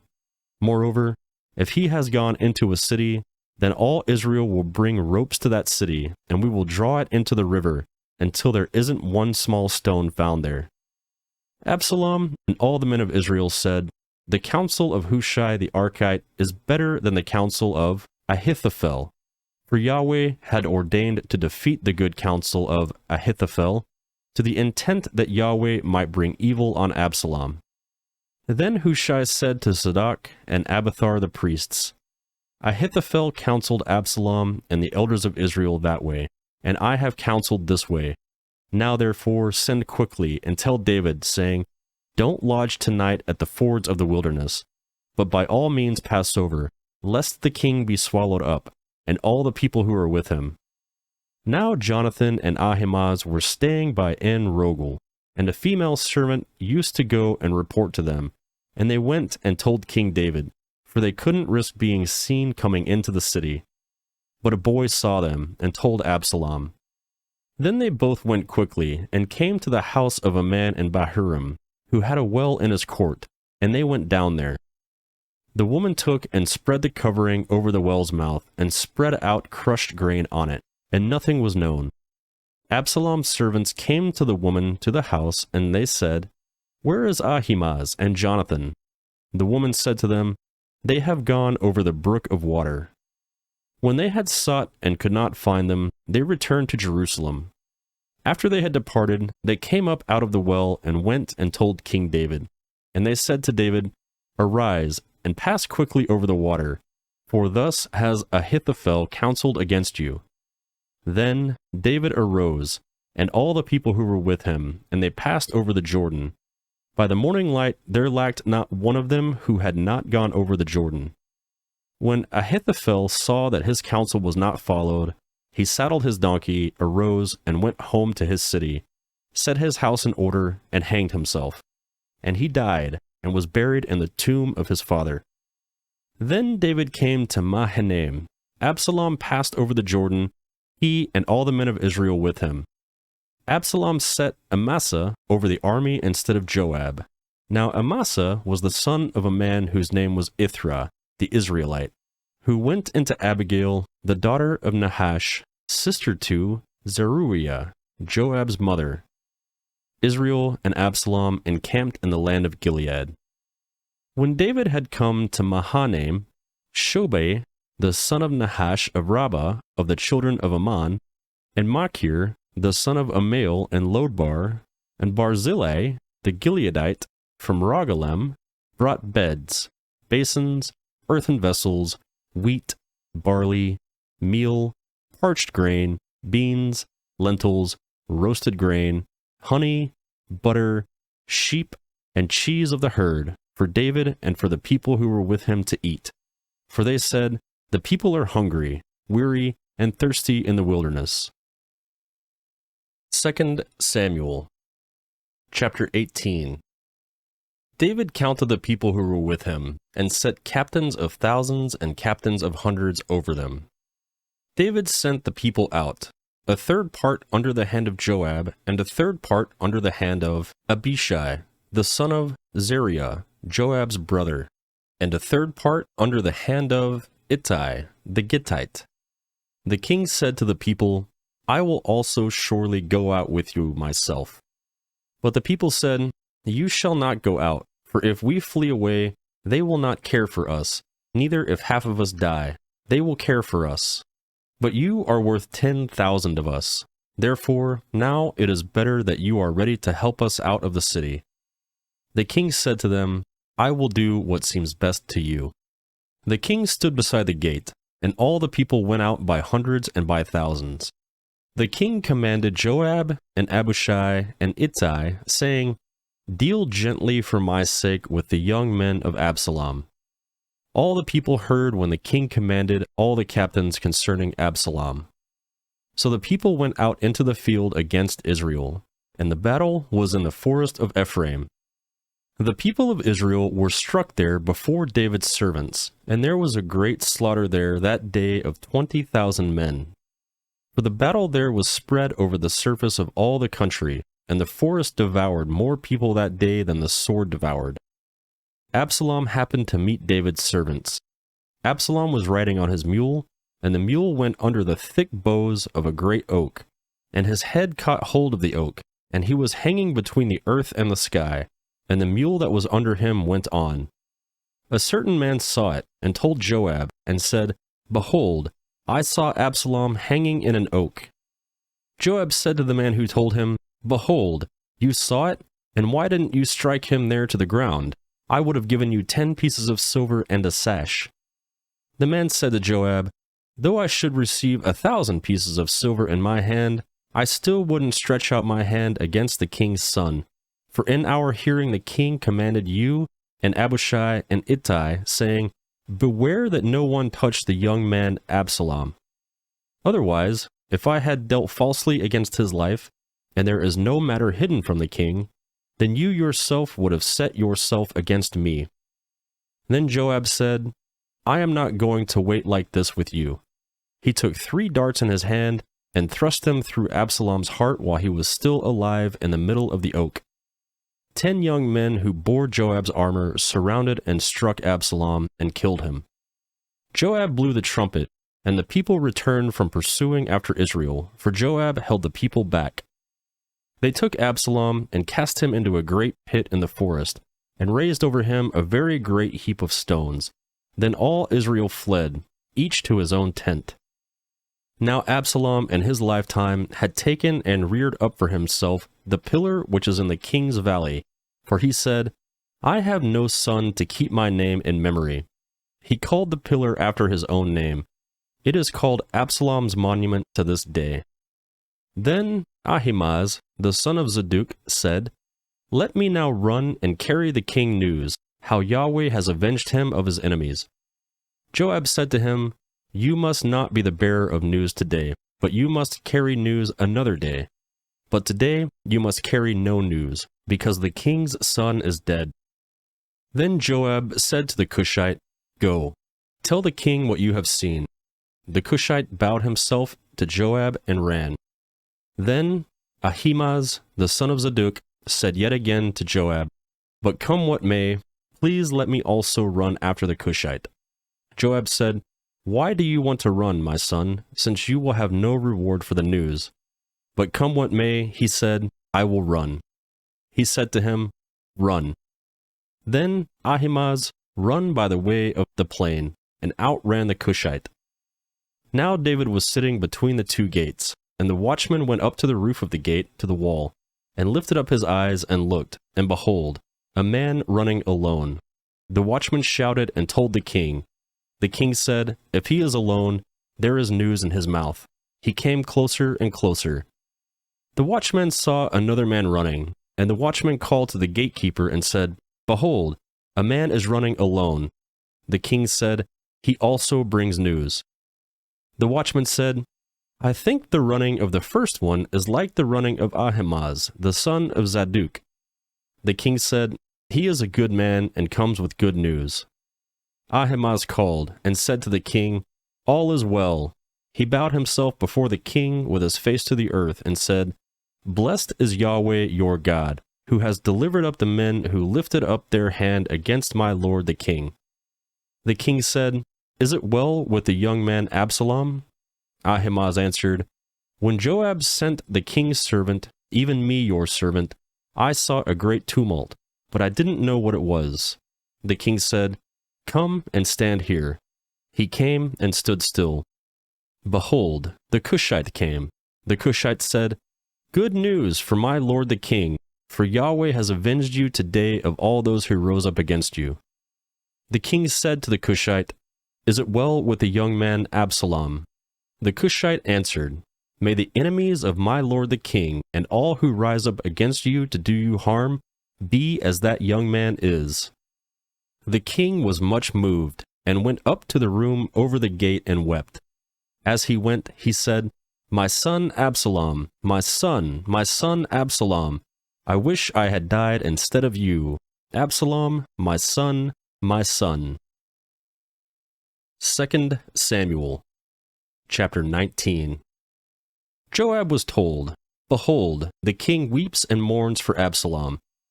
The victory that day was turned into mourning among all the people, for the people heard it said that day, The king grieves for his son. The people sneaked into the city that day, as people who are ashamed steal away when they flee from battle.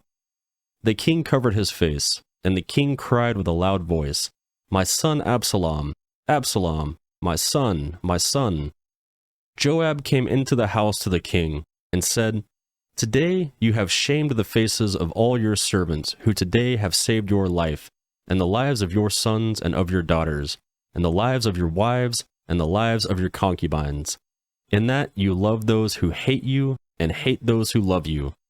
For you have declared today that princes and servants are nothing to you. For today I perceive that if Absalom had lived, and we had all died today, then it would have pleased you well. Now therefore arise, go out and speak to comfort your servants. For I swear by Yahweh, if you don't go out, not a man will stay with you this night.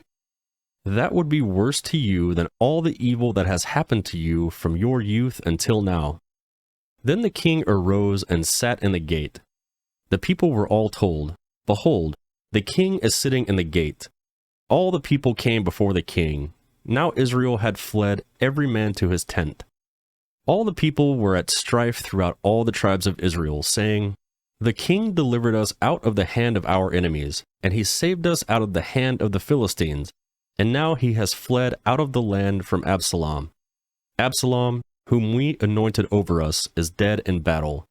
Now therefore, why don't you speak a word of bringing the king back? King David sent to Saduk and to Abiathar the priests, saying, Speak to the elders of Judah, saying, Why are you the last to bring the king back to his house, since the speech of all Israel has come to the king to return him to his house? You are my brothers, you are my bone and my flesh. Why then are you the last to bring back the king? Say to Amasa, Aren't you my bone and my flesh?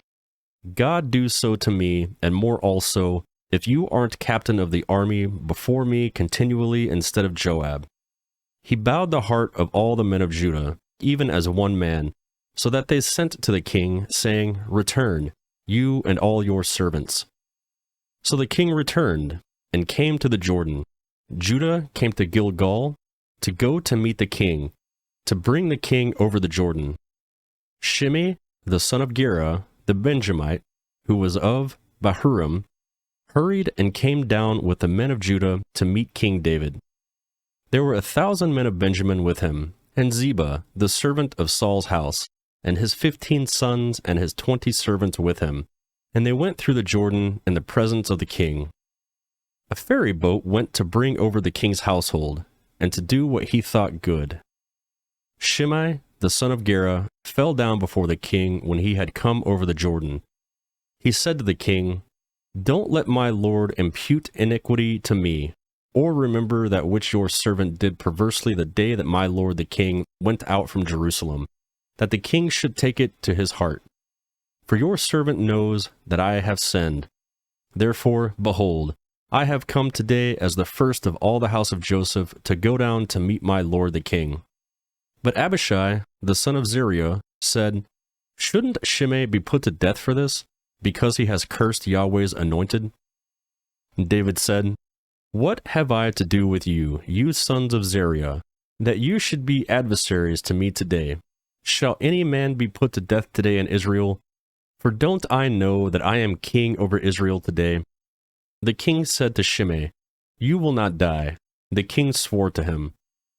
Mephibosheth, the son of Saul, came down to meet the king, and he had neither groomed his feet, nor trimmed his beard, nor washed his clothes, from the day the king departed until the day he came home in peace. When he had come to Jerusalem to meet the king said to him, "Why didn't you go with me, Mephibosheth?" He answered, "My lord, O king, my servant deceived me. For your servant said, I will saddle a donkey for myself, that I may ride on it and go with the king, because your servant is lame. He has slandered your servant to my lord the king, but my lord the king is an angel of God. Therefore, do what is good in your eyes. For all my father's house were but dead men before my lord the king. Yet you set your servant among those who ate at your table. What right, therefore, have I, yet that I should appeal any more to the king?" The king said to him, "Why do you speak any more of your matters? I say, you and Ziba divide the land." Mephibosheth said to the king, "Yes, let him take all, because my lord the king has come in peace to his own house." Barzillai, the Gileadite, came down from Rogelem, and went over the Jordan with the king to conduct him over the Jordan. Now Barzillai was a very aged man, even 80 years old. He had provided the king with sustenance while he stayed in Mahanaim, for he was a very great man. The king said to Barzillai, "Come over with me, and I will sustain you with me in Jerusalem." Barzillai said to the king, "How many are the days of the years of my life, that I should go up with the king of Jerusalem? I am 80 years old today. Can I discern between good and bad? Can your servant taste what I eat or what I drink? Can I hear the voice of singing men and singing women any more? Why then should your servant be a burden to my lord the king? Your servant will just go over the Jordan with the king. Why should the king repay me with such a reward? Please let your servant turn back again, that I may die in my own city, by the grave of my father and my mother. But behold, your servant, Chimham, let him go over with my lord the king, and do to him what shall seem good to you." The king answered, "Chimham shall go over with me, and I will do to him that which shall seem good to you. Whatever your request of me, that I will do for you." All the people went over the Jordan, and the king went over. Then the king kissed Barzillai and blessed him, and he returned to his own place. So the king went over to Gilgal, and Chimham went over with him. All the people of Judah brought the king over, and also half the people of Israel. Behold, all the men of Israel came to the king, and said to the king, "Why have our brothers, the men of Judah, stolen you away, and brought the king and his household over the Jordan, and all David's men with him?" All the men of Judah answered the men of Israel, "Because the king is a close relative to us. Why then are you angry about this matter? Have we eaten all the king's cost, or has he given us any gift?" The men of Israel answered the men of Judah, and said, "We have 10 parts in the king, and we have also more claim to David than you. Why then did you despise us, that our advice should not be first had in bringing back our king?" The words of the men of Judah were fiercer than the words of the men of Israel. 2 Samuel, chapter 20. There happened to be there a wicked fellow, whose name was Sheba, the son of Birchi, a Benjamite. And he blew the trumpet, and said, "We have no portion in David, neither have we inheritance in the son of Jesse, every man to his tent, Israel." So all the men of Israel went up from following David, and followed Sheba, the son of Bichri. But the men of Judah joined with their king, from the Jordan even to Jerusalem. David came to the house at Jerusalem, and the king took the 10 women as his concubines, whom he had left to keep his house, and put them in custody, and provided them with sustenance, but didn't go into them. So they were shut up to the day of their death, living in widowhood. Then the king said to Amasa, "Call me the men of Judah together within 3 days, and be here present." So Amasa went to call the men of Judah together, but he stayed longer than the set time which had been appointed to him. David said to Abishai, "Now Sheba, the son of Bichri, will do us more harm than Absalom did. Take your lord's servants and pursue after him, lest he get himself fortified cities and escape out of our sight." Joab's men went after him with the Cherethites, and the Pelethites, and all the mighty men, and they went out of Jerusalem to pursue Sheba the son of Bichri. When they were at the great stone, which is in Gibeon, Amasa came to meet them. Joab was clothed in his apparel of war that he had put on, and on it was a sash with a sword fastened on his waist in its sheath. And as he went along, it fell out. Joab said to Amasa, "Is it well with you, my brother?" Joab took Amasa by the beard with his right hand and kissed him. But Amasa took no heed to the sword that was in Joab's hand.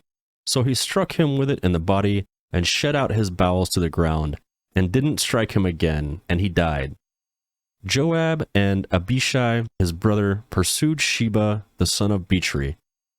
One of Joab's young men stood by him and said, "He who favors Joab, and he who is for David, let him follow Joab." Amasa lay wallowing in his blood in the middle of the highway. When the man saw that all the people stood still, he carried Amasa out of the highway into the field, and cast a garment over him when he saw that everyone who came by him stood still. When he was removed out of the highway, all the people went on after Joab to pursue Sheba the son of Bichri. He went through all the tribes of Israel to Abel, to Beth-Makkah, to all the Beerites. They were gathered together, and went also after him. They came and besieged him in Abel of Beth-Makkah, and they cast up a mound against the city, and it stood against the rampart, and all the people who were with Joab battered the wall to throw it down. Then a wise woman cried out of the city, "Here, here, please say to Joab, 'Come near here, that I may speak with you.' He came near to her, and the woman said, 'Are you Joab?' He answered, 'I am.' Then she said to him, 'Hear the words of your servant.' He answered, 'I am listening.' Then she spoke, saying, 'They used to say in old times, They shall surely ask counsel to Abel, and also they settled a matter. I am among those who are peaceable and faithful in Israel. You seek to destroy a city and a mother in Israel. Why will you swallow up Yahweh's inheritance?' Joab answered, 'Far be it from me that I should swallow up or destroy. The matter is not so, but a man of the hill country of Ephraim, Sheba, the son of Bichri by name, has lifted up his hand against the king, even against David. Just deliver him, and I will depart from the city.' The woman said to Joab, 'Behold, his head will be thrown to you over the wall.' Then the woman went to all the people in her wisdom. They cut off the head of Sheba, the son of Bichri, and threw it out to Joab. He blew the trumpet, and they were dispersed from the city, every man to his tent. Then Joab returned to Jerusalem to the king. Now Joab was over all the army of Israel. Benaiah, the son of Jehoiada, was over the Cherethites, and over the Pelethites. Adoram was over the men subject to forced labor. Jehoshaphat, the son of Ahilud, was the recorder. Sheva was the scribe. Zadok and Abiathar were priests, and Ira, the Jairite, was chief minister to David. 2 Samuel, chapter 21. There was a famine in the days of David for 3 years, year after year, and David sought the face of Yahweh. Yahweh said, "It is for Saul, and for his bloody house, because he put the Gibeonites to death." The king called the Gibeonites and said to them, Now the Gibeonites were not of the children of Israel, but of the remnant of the Amorites, and the children of Israel had sworn to them. And Saul sought to kill them in his zeal for the children of Israel and Judah. And David said to the Gibeonites, "What should I do for you, and with what should I make atonement, that you may bless Yahweh's inheritance?" The Gibeonites said to him, "It is no matter of silver or gold between us and Saul or his house. Neither is it for us to put any man to death in Israel." He said, "I will do for you whatever you say." They said to the king, "The man who consumed us and who plotted against us, that he should be destroyed from remaining in any of the borders of Israel, let 7 men of his sons be delivered to us, and we will hang them up to Yahweh in Gibeah of Saul, the chosen of Yahweh. The king said, I will give them. But the king spared Mephibosheth, the son of Jonathan, the son of Saul, because of Yahweh's oath that was between them, and David and Jonathan, the son of Saul. But the king took the 2 sons of Rizpah, the daughter of Aiah, whom she bore to Saul, Armani and Mephibosheth, and the 5 sons of Merab, the daughter of Saul, whom she bore to Adriel, the son of Barzillai, the Meholathite. He delivered them into the hands of the Gibeonites, and they hanged them in the mountains before Yahweh, and all 7 of them fell together. They were put to death in the days of harvest, in the first days, at the beginning of the barley harvest. Rizpah, the daughter of Aiah, took sackcloth and spread it for herself on the rock, from the beginning of the harvest until water poured on them from the sky. She allowed neither the birds of the sky to rest on them by day, nor the animals of the field by night. David was told what Rizpah, the daughter of Aiah, the concubine of Saul, had done. So David went and took the bones of Saul and the bones of Jonathan his son from the men of Jabesh Gilead, who had stolen them from the street of Bethshan, where the Philistines had hanged them in the city that the Philistines killed Saul and Gilboa. And he brought up from there the bones of Saul and the bones of Jonathan his son. They also gathered the bones of those who were hanged. They buried the bones of Saul and Jonathan his son in the country of Benjamin in Zelah, in the tomb of Kish his father. And they performed all that the king commanded. After that, God answered prayer for the land. The Philistines had war again in Israel, and David went down, and his servants with him, and fought against the Philistines. David grew faint, and Ashbenab, who was one of the sons of the giant, the weight of whose spear was 300 shekels of bronze in weight, he being armed with a new sword, thought he would kill David. But Abishai the son of Zeruiah helped him, and struck the Philistine and killed him. Then the men of David swore to him, saying, Don't go out with us to battle any more, so that you don't quench the lamp of Israel. After this, there was again war with the Philistines at Gob.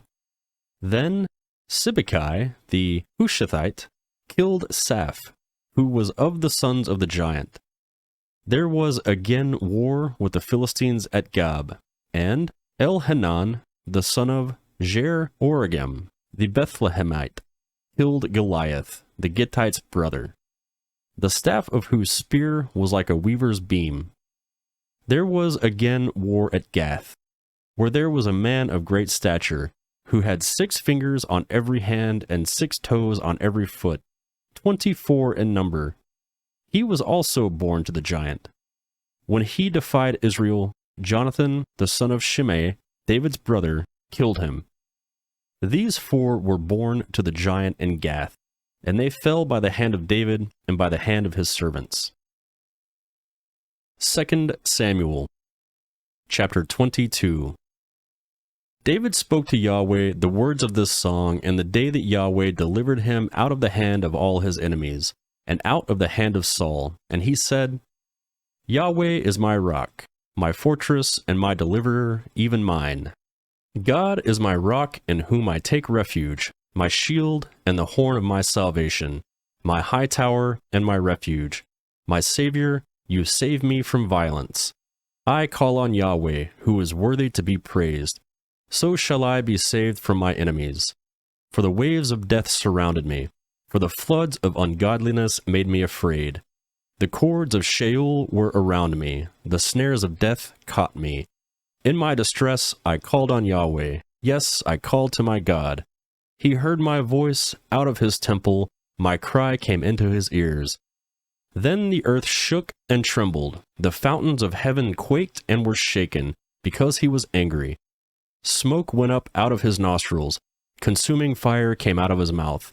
Coals were kindled by it. He bowed the heavens also, and came down. Thick darkness was under his feet. He rode on a cherub and flew. Yes, he was seen on the wings of the wind. He made darkness a shelter around himself, gathering of waters and thick clouds of the skies. and the brightness before him. Coals of fire were kindled. Yahweh thundered from heaven. The Most High uttered his voice. He sent out arrows and scattered them, lightning and confused them. Then the channels of the sea appeared. The foundations of the world were laid bare by Yahweh's rebuke, at the blast of the breath of his nostrils. He sent from on high, and he took me. He drew me out of the waters. He delivered me from my strong enemy, from those who hated me, for they were too mighty for me. They came on me in the day of my calamity, but Yahweh was my support. He also brought me out into a large place. He delivered me, because he delighted in me. Yahweh rewarded me according to my righteousness. He rewarded me according to the cleanliness of my hands. For I have kept Yahweh's ways, and have not wickedly departed from my God. For all his ordinances were before me. As for his statutes, I didn't depart from them. I was also perfect towards him. I kept myself from my iniquity. Therefore, Yahweh has rewarded me according to my righteousness, according to my cleanliness in his eyesight. With the merciful, you will show yourself merciful. With the perfect man, you will show yourself perfect. With the pure, you will show yourself pure. With the crooked, you will show yourself shrewd. You will save the afflicted people, but your eyes are on the arrogant, that you may bring them down. For you are my lamp, Yahweh. Yahweh will light up my darkness. For by you I run against a troop. By my God, I will leap over a wall. As for God, his way is perfect. Yahweh's word is tested. He is a shield to all those who take refuge in him. For who is God besides Yahweh? Who is a rock besides our God? God is my strong fortress. He makes my way perfect. He makes his feet like hinds' feet, and he sets me on my high places. He teaches my hands to war, so that my arms bend a bow of bronze. You have also given me the shield of your salvation. Your gentleness has made me great. You have enlarged my steps under me. My feet have not slipped. I have pursued my enemies and destroyed them. I didn't turn again until they were consumed. I have consumed them and struck them through, so that they can't rise. Yes, they have fallen under my feet. For you have armed me with strength for the battle. You have subdued under me those who rose up against me. You have also made my enemies turn their backs to me, that I may cut off those who hate me. They looked, but there was no one to save, even to Yahweh, but he didn't answer them. Then I beat them as small as the dust of the earth. I crushed them as the mire of the streets, and spread them abroad. You have also delivered me from the strivings of my people. You have kept me to be the head of the nations. A people whom I have not known will serve me. The foreigners shall submit themselves to me. As soon as they hear of me, they will obey me. The foreigners will fade away, and will come trembling out of their close places. Yahweh lives, blessed be my rock. Exalted be God, the rock of my salvation. Even the God who executes vengeance for me, who brings down peoples under me, who brings me away from my enemies. Yes, you lift me up above those who rise up against me. You deliver me from the violent man. Therefore, I will give thanks to you, Yahweh, among the nations, and will sing praises to your name. He gives great deliverance to his king, and shows loving kindness to his anointed, to David and to his offspring forevermore. 2 Samuel, chapter 23. Now these are the last words of David. David, the son of Jesse, says, "The man who was raised on high says, the anointed of the God of Jacob, the sweet psalmist of Israel. Yahweh's Spirit spoke by me. His word was on my tongue. The God of Israel said, the Rock of Israel spoke to me, one who rules over men righteously, who rules in the fear of God, shall be as the light of the morning when the sun rises, a morning without clouds, when the tender grass springs out of the earth, through clear shining after rain. Isn't my house so with God? Yet he has made with me an everlasting covenant, ordered in all things and sure. For it is all my salvation and all my desire. Won't he make it grow?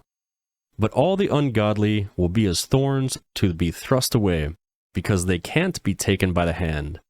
The man who touches them must be armed with iron and the staff of a spear. They will be utterly burned with fire in their place. These are the names of the mighty men whom David had: Josheb Bashetheb, a Tachmonite, chief of the captains. He was also called Adino the Eznite, who killed 800 at one time. After him was Eleazar, the son of Dodai, the son of Ahoite, one of the 3 mighty men with David when they defied the Palestines who were there gathered together to battle, and the men of Israel had gone away. He arose and struck the Philistines until his hand was weary, and his hand froze to the sword, and Yahweh worked a great victory that day, and the people returned after him only to take plunder. After him was Shema, the son of Agi, a Hararite. The Philistines had gathered together into a troop where there was a plot of ground full of lentils, and the people fled from the Philistines. But he stood in the middle of the plot and defended it, and killed the Philistines, and Yahweh worked a great victory. 3 of the 30 chief men went down, and came to David in the harvest time to the cave of Adullam, and the troop of the Philistines was encamped in the valley of Rephaim. David was then in the stronghold, and the garrison of the Philistines was then in Bethlehem, which is by the gate.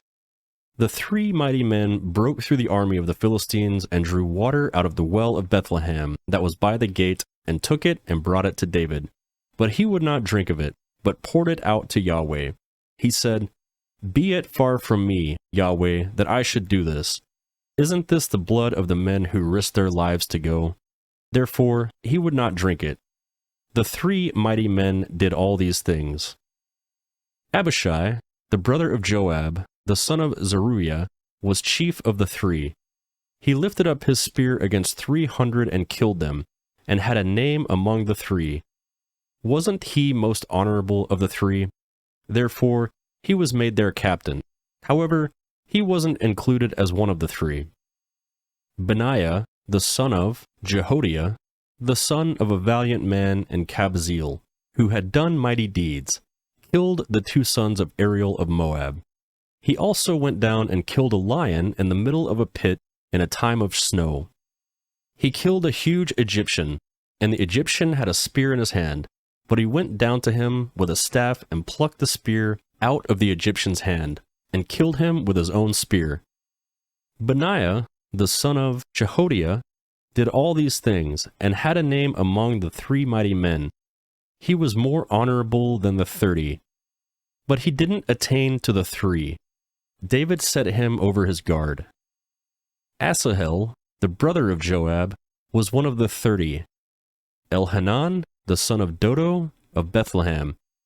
Shammah, the Harodite, Elika, the Harodite, Helez, the Paltite, Ira, the son of Ikesh, the Techite, Abazir, the Anathothite, Mabunai, the Hushathite, Zalman, the Ohoite, Mahari, the Netophathite, Helub, the son of Banath, the Netophathite, Ittah, the son of Rabi of Gilbe of the children of Benjamin, Benaiah, a Pirathonite, Hiddai of the brooks of Gash, Abaalban, the Arbathite, Asmaveth, the Barhumite, Eliba, the Shalbanite, the sons of Jashan, Jonathan, Shammah, the Hararite, Aham, the son of Sharar, the Arite,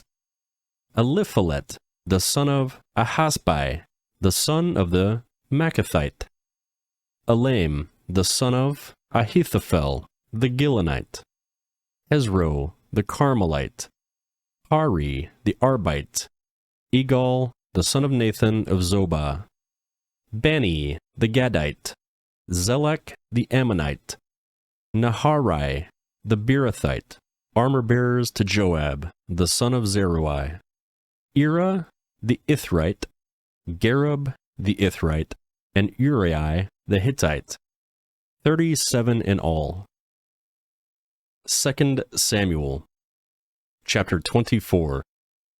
Again, Yahweh's anger burned against Israel, and he moved David against them, saying, Go, count Israel and Judah. The king said to Joab, the captain of the army, who was with him, Now go back and forth throughout all the lands of Israel, from Dan even to Beersheba, and count the people, that I may know the sum of the people.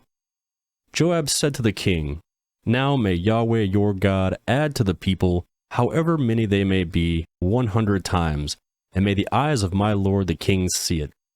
But why does my lord the king delight in this thing? Notwithstanding, the king's word prevailed against Joab and against the captains of the army. Joab and the captains of the army went out from the presence of the king to count the people of Israel. They passed over the Jordan and encamped in Aroer, on the right side of the city that is in the middle of the valley of Gad, and to Jazer. Then they came to Gilead, and to the land of Athim Hodshi, and they came to Dan John, and around to Sidon, and came to the stronghold of Tyre, and to all the cities of the Hivites and of the Canaanites, and they went out to the south of Judah, at Beersheba. So when they had gone back and forth through all the land, they came to Jerusalem at the end of 9 months and 20 days. Joab gave up the sum of the counting of the people to the king, and there were in Israel 800,000 valiant men who drew the sword, and the men of Judah were 500,000 men. David's heart struck him after he had counted the people. David said to Yahweh, I have sinned greatly in that which I have done, but now, Yahweh, put away, I beg you, the iniquity of your servant, for I have done very foolishly. When David rose up in the morning, Yahweh's word came to the prophet Gad, David's seer, saying, Go and speak to David. Yahweh says, I offer you 3 things. Choose one of them, that I may do it to you.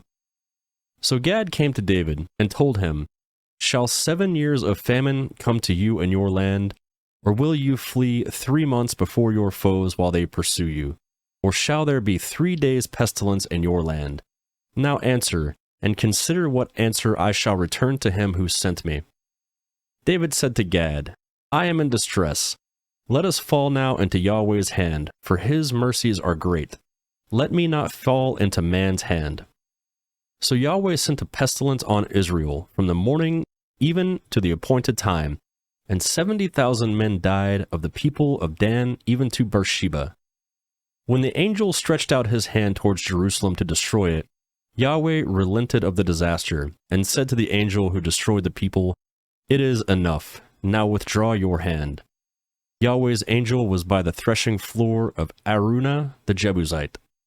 David spoke to Yahweh when he saw the angel who struck the people, and said, Behold, I have sinned, and I have done perversely, but these sheep, what have they done? Please let your hand be against me, and against my father's house.